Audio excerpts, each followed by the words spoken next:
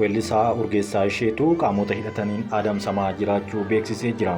Walitti gaarreeffannaa Itoophiyaa fi Eertiriyaa akkasumas dhimmoota Piriitooriyaadhaan wal qabatan kan TPLF gidduutti dhiyeenya kana geggeeffamaatiin jiru haasaa guddaa ta'eetiin jira. Bulchiinsi magaalaa Finfinnee hojjettoota 100 ol ta'an yeroo tokkotti waajjiraalee garaagaraa keessatti qacaramanii kaffaltiin akka kaffalamaa fi ture hubachuu ifa godhee jira.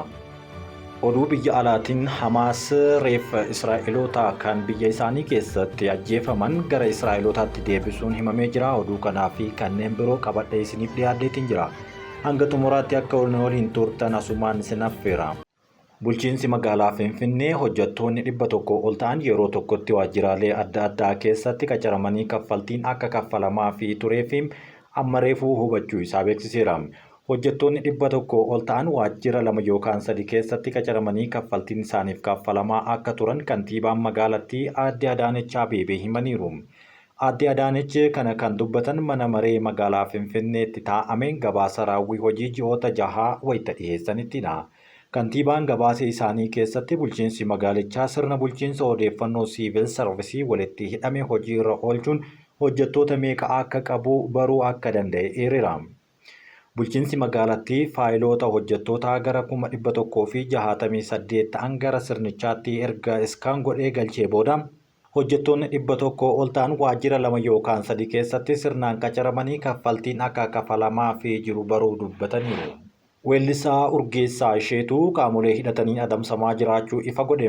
Weellisaan kun tibbana qaamonni hidhatan adamsaa jiru jechuun fuula miidiyaa hawaasaa isaa irrattis barreesseera. Weellisaa Urgeessaa Isheetuu yaada bilbilaanis gara miidiyaatti himee fi kanneen fuula feesbuuka isaanii irratti maxxanseen sababa obboleessi koo ganna 24 Didaa Isheetuu jedhamu miseensa waraana bilisummaa Oromootti makameen sababa kan ta'eef maatiin rakkoo keessa akka jirus himateera.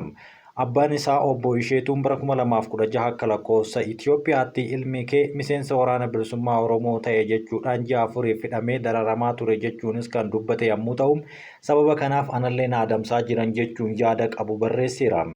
Akka weellisaa Urgeessaa Isheetuu jedhutti garuu qaamonni isaa adamsaatiin jiran ifatti eenyu akka ta'e barreessuu baatus halkan keessaa naannoo sa'aatiin isaa hin beekamnetti mana koonarratti rukutaa turaniiru jechuunis barreesseera.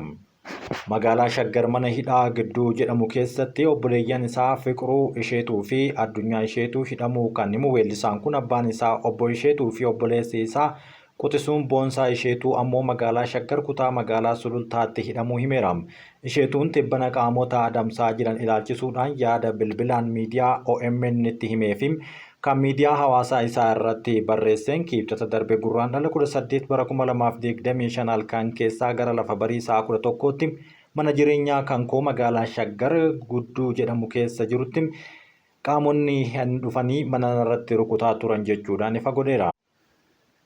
Ibiddi bosona paarkii gaarreen Arsiitti qabate ammas itti fufuu jiraattonni himan. Humna uummataan dhaamsuuf yaaliin taasifamee hin milkoofne kan jedhan jiraattonni mootummaan tarkaanfii barbaachisaa hin fudhanne jechuunis komataniiru. Ibidda bosona paarkiin gaarreen Arsii qabatee to'achuudhaaf hojjetamaa jiraachuu immoo dhaabbanni paarkii gaarreen Arsii beeksiseera. Bosona paarkii gaarreen Arsii fi Arsii lixaa aanaalee 11 keessatti balaan ibiddaa mudachuu itti gaafatamaan dhaabbata paarkii gaarreen Arsii obbo Muhammad Tiifoon eeraniiru.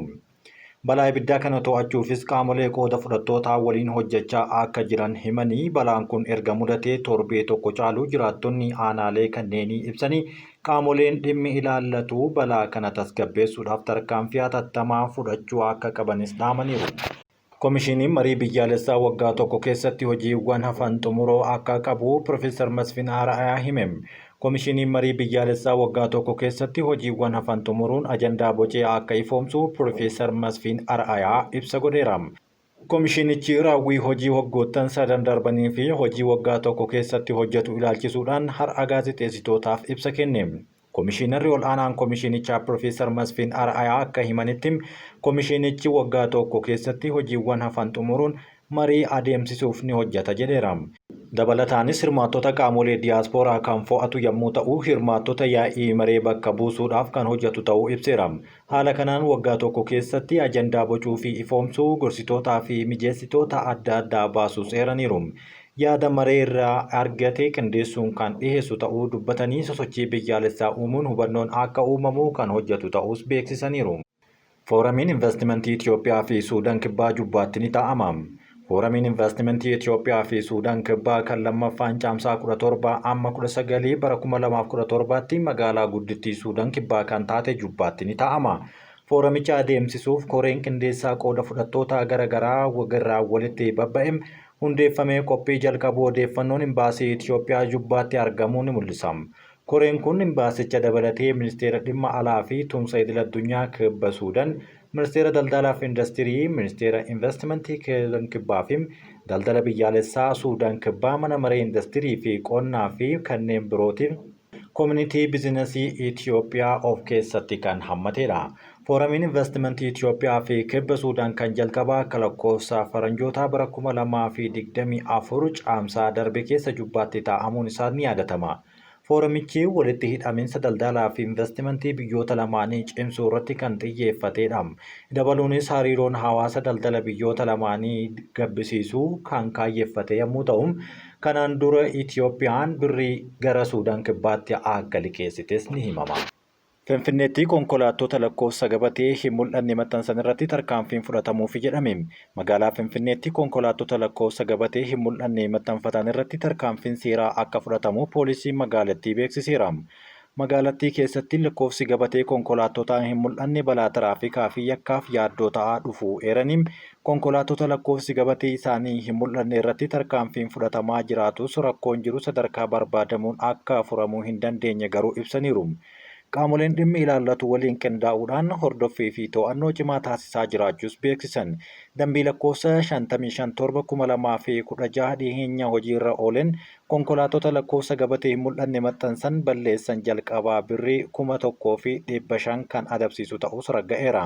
Haaluma kanaan gurraandhala 16 bara 2017 irraa eegalee konkolaattota lakkoofsi gabatee isaanii hin mul'anne maxxansuudhaan socho'an irratti tarkaanfiin seeraa kan fudhatamu ta'uu himaniiru. Qorannoo sirrummaa sanadootaa 358 geggeeffame keessaa 73 kan sobaa ta'uu poolisiin beeksise. Qorannoo sirrummaa sanadootaa 338 mirkaneessuun geggeeffameen 73 sanadoota sobaa ta'uu poolisiin federaalaa beeksise. Baatiiwwan 6 darban gaafilee dhimmoota yakkaa 191 fi dhimmoota hariiroo hawaasaa 167 poolisii fi manneen murtiirraa dhiyaataniif irratti qorannoo foraansikii geggeessuu ibseera. Poolisiin federaalaa meeshaalee laaboraatoorii foraansikii ammayyaa'aan qorannoo geggeessuun bu'uuraalee qorannoo qaamolee dhimmichi ilaallatuun kennaa jiraachuu kan himee fi haaluma kanaan qorannoo sanadaa geggeessuudhaan mallattoolee chaappaa fi tiitaroota cheekiiwwan baankii, paaspoortiiwwan, mallaqa biyyoota garaagaraa yookaan haqatanii fooyyessuun raawwatamu barreeffamootaa fi lakkoofsa irratti akkasumas sanadoota dhaalaa fi kaartaa lafaan wal qabatan qorachuun sirrummaan isaanii mirkaneessuun qaamoleen dhimmichi ilaallatuun kan dhiyeessu ta'uus ibsameera. Galiin Finfinnee waggaa 7 keessa dachaa 8 ol dabaluu kantiibaan Adaanech Abeebee ibsan. Kantiibaan magaalaa Finfinnee aadde Adaanech Abeebee waggoottan 7 darban keessatti galiin magaalattii dachii 8 oliin dabaluun beeksisaniiru. Guddinni kunis dabalii humna yookaan reet gibira tokko malee kan milkaa'e ta'us ibsaniiru. Yaa'ii idilee lammaffaa bara hojii afuraffaa mana maree magaalaa Finfinnee kaleessa gurraandhala 19/2025 geggeeffame irratti aadde Adaanech Abeebee haasaa taasisaniin baajata magaalattii guddachaa dhufuu ibsaniiru. Waggoota 7 dura baajatni magaalichaa birrii biiliyoona 30 yommuu ta'u amma kana garuu ji'oota 6 qofa keessatti birrii biiliyoona 111.5 akka ta'e hubachiisaniiru. Kantiibaa Adaanech dabalii guddaa kanaaf sababa kan ta'e babal'ina bulchiinsa gibiraa, fooyya'insa sirna gibiraa fi oodiitii fi tooftaalee galii walitti qabuu fooyya'uu isaatiin jechuun kaasaniiru. Akka kantiibaan magaalattii jedhanitti ji'oottan 6 darban qofa keessatti waliigalatti birrii biiliyoona 125.5 walitti qabuuf kan karoorfame yommuu ta'u, kana keessaa birrii biiliyoona 111.5 galma ga'eessa kan ta'ee fi dhibbantaan 90 milkaa'uun isaa himameera. Bara darbee yeroo wal fakkaatuun birriin biiliyoona 74.3 walitti qabame wal bira qabame yommuu ilaalamu kan bara kanaa qarshii biiliyoona 37.2 kan dabale jechuunis ifa godhaniiru. Guddinni kun kan dhufe biiroon galiiwwanii Finfinnee baatee fi maandhaabaa irratti hamma gibiraa fooyya'ee hojiirra erga oolchee waggaa tokko booda yommuu ta'u, tarkaanfiin kun abbootii qabeenyaa manaa biratti dhiibbaa mallaqaa fiduu danda'u irratti falmii fi yaaddoo bal'aa kaaseera jedhan. Jiraattonni hedduun bulchiinsa magaalattii safartuu gibiraa fooyya'ee hojiirra oolchuun isaa dura qormaata dinagdee amma jiru ilaaluu qabaa ture jechuudhaan mufannaa isaanii kaasaniiru. Caamsaa bara 2024 bulchiinsi magaalaa Finfinnee bara baajataa darbe gibira baaxii fi mandhaabaa hojiirra oolchee walqabatee waggaa tokko keessatti birrii biiliyoona 6 sassaabuus ifa godheera.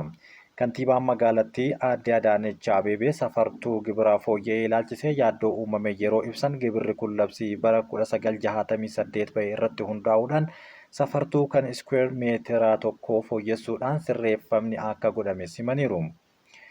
Fooyya'insi kanaan alatti kaffaltiin dabalataa kan hin jirree fi kan hojiirras hin oolle jechuun kaasanii caasaa haaraa kanaan karoorri kaffaltii kan dhiyaate yommuu ta'u, qabeenyi mana jireenyaa dhibbantaa 50 dursanii akka kaffalan, qabeenya daldalaa ammoo dhibbantaa 75 akka kaffalan kan taasisudha. Tumsaalee seeramtootaa fi kanneen dhuunfaa rakkoo maallaqaa qaban ilaalchisee kantiibaan magaalattii yeroo ibsan bu'uuraalee seeraa isaan deeggaran jiraachuu fi isaanis beekuu isaanii hojiirra oolmaan sadarkaa hundatti hordoffii cimaa gochuun barbaachisaa ta'uu cimsanii dubbataniiru. Itti dabaluunis raawwii sirrii ta'e mirkaneessuuf tattaaffiin taasifamaa akka jiran himan. Kantiibaan magaalattii itti dabaluudhaan bulchiinsi magaalichaa ji'oottan 6 darban keessatti sassaabbii gibiraa bal'isuu fi jeequmsa gabaa furuudhaaf dammaqinaan hojjechaa akka tures ibsa godheera. Akka qaama tattaaffii kanaatti dhaabbileen daldalaa kanaan dura sirna gibiraa qabeenya dabalataa VAT jalatti hin galmoofne 8,450 amma walitti makamuu isaanii jalqabbii bal'aa kabaja gibiraa cimsuudhaaf kaayyeeffate ta'uu himaniiru. Itoophiyaa fi Somaaliyaa waliigaltee Ankaaraa irratti marii teeknikaa marsaa itti aanu bitootessa bara 2025 gara fuulduraatti geggeeffamuu akka qabu himaniiru. Itoophiyaa fi Somaaliyaan dhimma hojiirra oolmaa waliigaltee Ankaaraa irratti marii marsaa jalqabaa gurraandhala 17 Tarkii Ankaaraa keessatti geggeeffame hordofuun mariin teeknikaa marsaa itti aanu ammoo bitootessa dhufuu akka geggeeffamu ibsa godhaniiru. Biyyoonni lamaan ibsa waloon baasaniin mul'ata kan gara dhugaatti jijjiiruudhaaf hojii qabatamaa jalqabuu isaanii eeruun kutannoo waliigaltichaaf qaban irra deebiidhaan mirkaneessaniiru. Ibsi walga'ii booda ba'e kun itti dabaluudhaan gamalachuu misooma itti fufiinsa qabuu fi faayidaa waloo kan qabu ta'uu kaa'uuf kaayyeffachuu isaanii kan eeranii fi akkasumas Tarkiin marii marsaa itti aanu baatii bitootessaa keessa geggeeffamuuf haala mijeessuu akka itti fuftus ibsameera. Akka ibsichaatti waliigalticha kan qopheessan ministeera dhimma alaa Tarkii Hakaan Fidan yommuu ta'an, ministeera dhimma alaa Itoophiyaa Geediyoon Ximaatiyoosii fi ministeera dhimma alaa Somaaliyaa Alee Mohaammed Omar jiila isaanii irratti himaniiru. Waliigalteen Ankaaraa pirezidaantii Tarkii Raasib Xayyib Erdogaan, ministeera muummee Itoophiyaa Dr. Abiyyi Ahmadii fi pirezidaantii Somaaliyaa Hassan Sheikh Mohaammed mallatteessan birmadummaa, tokkummaa, walabummaa fi tokkummaa daangaa waliif kabajuu kutannoo qabaachuu irra deebi'ee mirkaneessee jira jedhan. Waliigaltichi Itoophiyaan tokkummaa daangaa Somaaliyaa kabajuun ulaa galaanaa akka argattu kan mirkaneessuu fi Itoophiyaan ulaa galaanaa akka argattuuf ammoo mariin teeknikaa ji'oota 4f mirkanaa'e kaa'ame. Itoophiyaa fi Somaaliyaa aangoo birmadummaa Somaaliyaa jalatti sochii daldalaa waloo fayyadu xumuruudhaaf walitti dhufeenyaan hojjechuuf walii galaniiru. Waliigalteen kun kan godhames jalqaba bara 2024 Itoophiyaa fi Somaalilaand gidduutti waliigaltee ulaa galaanaa mallatteeffamuu hordofee Itoophiyaa fi Somaaliyaa gidduu waldhabdeen uumamuu hordofeeti. Somaaliyaan waliigalticha birmadummaa koo sarba jechuun mormaa turuun ishees ni yaadatama. Hamaas reeffa namoota butee Gaazaa tursiisee jalqabaa deebisaa jiraachuun himame. Hamaas reeffa Israa'eloota 4 butee fannoo diimaa Gaazaatti kan dabarsedha. Kun erga waliigalteen dhukaasa dhaabuu hojiirra oolee namoota butaman keessaa warra du'an deebisuun kan jalqabaati. Konkolaattonni fannoo diimaa yeroo reeffa Gaazaa fuudhee gara Israa'el geessaa jiru kan mul'isuu fi Hamaas akka jedhetti namoonni du'anii reeffi isaanii deebi'aa jiru. 3 kanneenis maqaa isaanii barreesseetiin jira. Hamaas maatiin Biibaas 3 haleellaa qilleensaa Israa'el geggeesseen sadaasa bara 2023 ajjeefaman jechuun himeera. Israa'el garuu ammatti kana kan hin mirkaneessine yommuu ta'u qorannoo foorensikiitiin eenyummaa isaanii qofa akka adda baastu ifa gooteerti. Tiraamp Zelenskiin abbaa irreedha jechuun himate. Pirezidaantiin Ameerikaa Doonaald J. Tiraamp miidiyaa hawaasaa dhuunfaa isaanii irratti dhaamsa maxxansaniin pirezidaantiin Yukureen Zelenskiin abbaa irreedha jedhan. Pirezidaantichi itti dabaluudhaan Yukureennan jaaladha garuu immoo Zelenskiin waan badaa waan hojjeteef biyya isaanii gaaga'ameera miiliyoononni haala barbaachisaa hin taane lubbuu isaanii gabbaraniiru jechuun kaaseera. Ammoo US waraanicha xumuruudhaaf Raashaa waliin marii nagahaa milkeessaa jirti jechuunis kan kaasan sa'aatii muraasa dura Zelenskiin Tiraamp waa'ee Yukureen odeeffannoo dogoggoraa argachaa jira jechuun deebii deebiseefiira. Yukureen keessatti filannoo pirezidaantummaa geggeeffamu malee ilaalchi isaa immoo Yukureeniif kan barbaachisu rasaasa malee sagaleen filannoo miti jechuunis kaaseera. Tiraamp biyyoota Awurooppaa amma Zeleenskii cinaa dhaabbatanii naannichatti nagaa buusuu hin dandeenye jechuunis komateera. Suudaanitti namoonni nagahaa 200 ol ajjeefamuu falmitoonni mirga namoomaa himan. Namoonni hin miidhamne 200 ol gandoota Suudaan keessatti guyyaa 3 qofa keessatti ajjeefamuu isaanii himaniiru. Gareen falmitoota mirga namoomaa biyyattii ajjeechaa kana humna addaa RSF biyyattii raawwate jechuun kan komatee fi gareen ogeessota seeraa hatattamaa haleellaan kun bulchiinsa Waayit Naayil ollaawwan kan akkam Al-Kaadaarisii fi Al-Keelwaat jedhamanitti waraanni qubatee hin jirretti raawwatame jechuunis himameera. Loltoonni humna addaa RSF ofiin jedhan ajjeechaa loltuu fi yookaan kan butuu fi humnaan achi buutee dhabamsiisuu akkasumas saamicha raawwachuudhaan gaafatamaa kan jiranidha. Humni addaa kun lolli jalqabuun dura waraana biyyattii wajjin hojjechaa kan ture yommuu ta'u himannaa miilanaa kanaaf deebii osoo hin kennin hafeera. Qaamoleen lamaan gara aangootti kan dhufan fonqolcha mootummaa yommuu ta'u gara bulchiinsa nagahaatti deebi'uu irratti garuu walii galuu hin dandeenye. Hooggantoonni RSF yeroo ammaa Keeniyaa kan jiran yommuu ta'u lafa to'annoo isaanii jala jirutti mootummaa hundeessuudhaaf karoora isaanii akka ibsanis ni eegama. Xiinxaltoonni tarkaanfii kana yoo fudhatan Suudaan keessatti wal qoqqooduu hammeessa jechuunis kaasaniiru. Kabajamtoota hordoftoota qaroo miidiyaa oduun ammaaf isiniif qopheessine kan hangammaatti dhageeffattanidha. Hanga xumuraatti waan waliin turtaniif guddaa galatooma.